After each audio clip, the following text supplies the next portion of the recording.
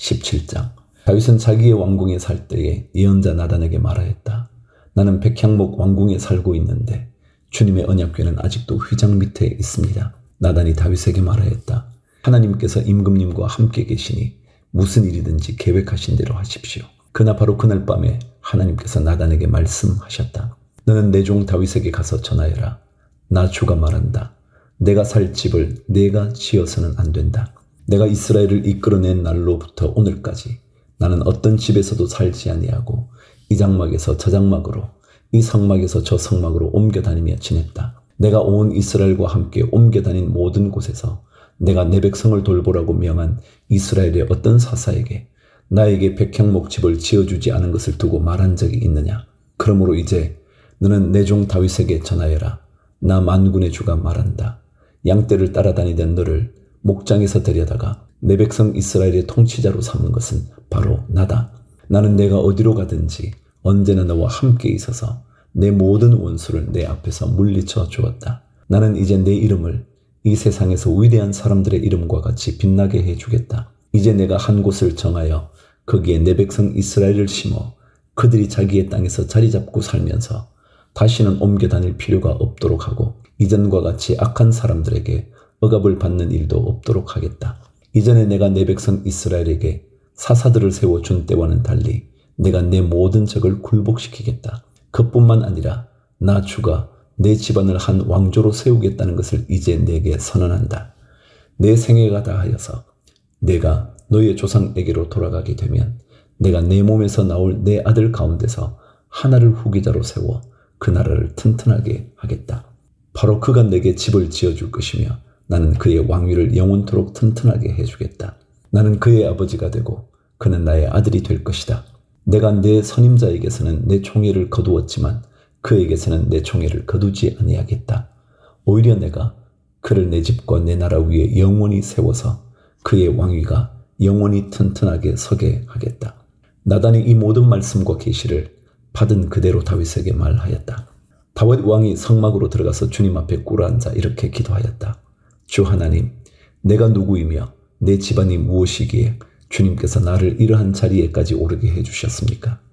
하나님, 그런데도 주님께서는 이것도 오히려 부족하게 여기시고 주님의 종의 집안에 있을 먼 장래의 일까지 말씀해 주셨습니다. 주 하나님, 주님께서는 나를 존귀하게 만드셨습니다.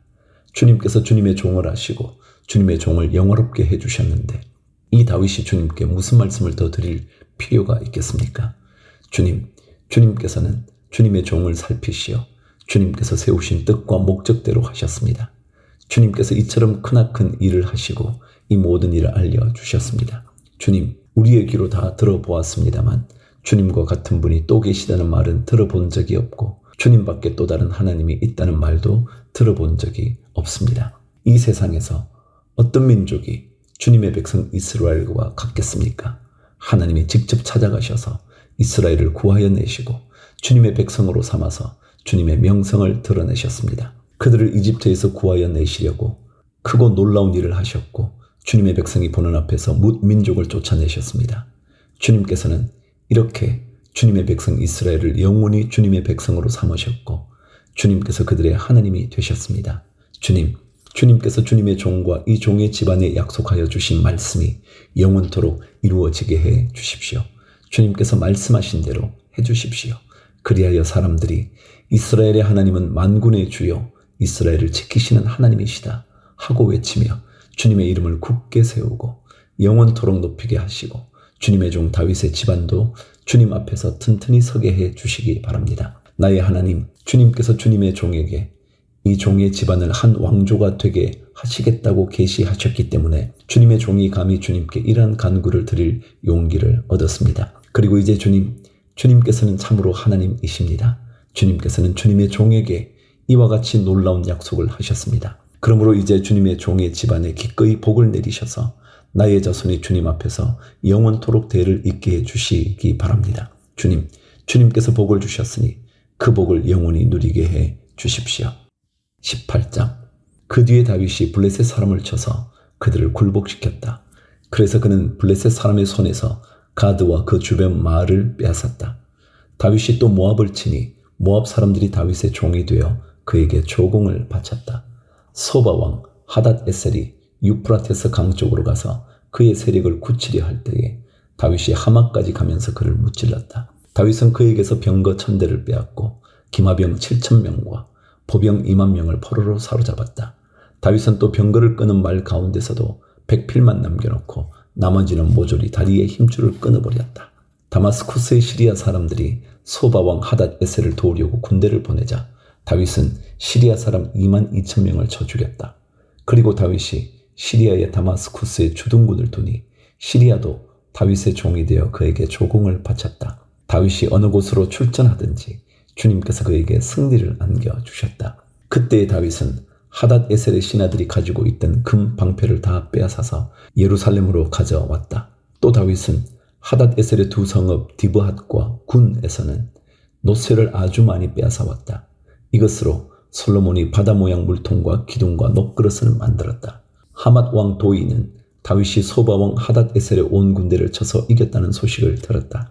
그는 자기의 아들 요람을 다윗 왕에게 보내어 무난하게 하고 다윗이 하닷 에셀과 싸워서 이긴 것을 축하하게 하였다. 하닷 에셀은 도이와 서로 싸우는 사이였다. 요람은 금과 은과 노스로 만든 물건들을 가져왔다. 다윗 왕은 이것들도 따로 구별하여 에돔, 모압, 암몬 사람, 블레셋 사람, 아말렉 등 여러 민족에게서 가져온 은, 금과 함께 주님께 구별하여 바쳤다. 스루야의 아들 아비새가 소금 골짜기에서 에돔 사람 18,000명을 쳐 죽이고 에돔에 주둔군을 두었다. 마침내 온 에돔 사람이 다윗의 종이 되었다.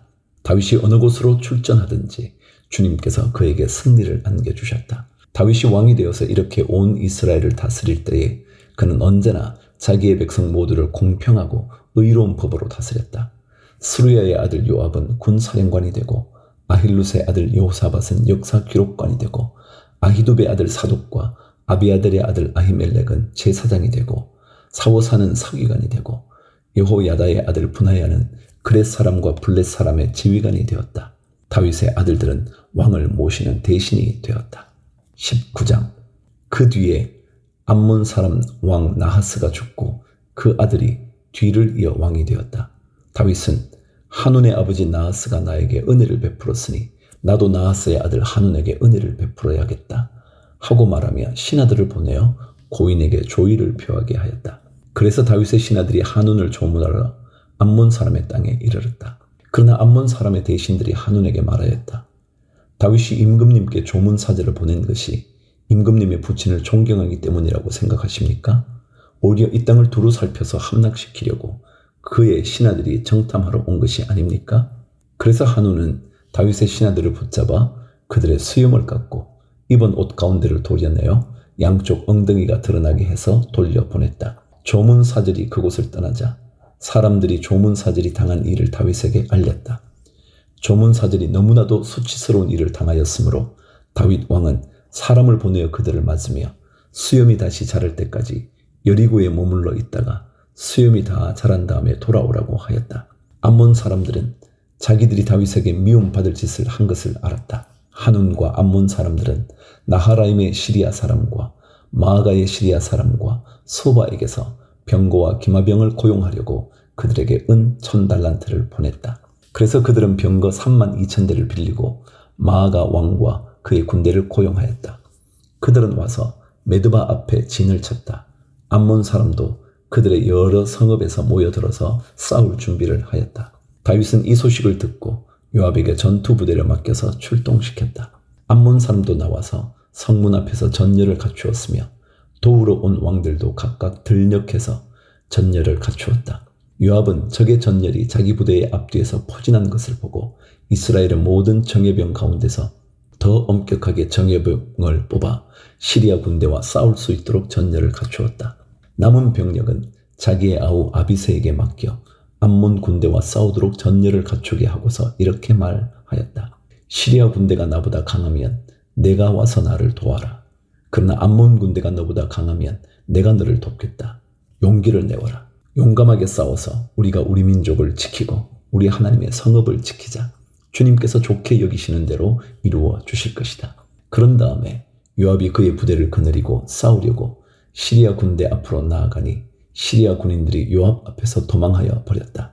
암몬 군인들은 시리아 군인들이 도망하는 것을 보고서 그들도 요압의 아우 아비새 앞에서 도망하여 성으로 들어가 버렸다.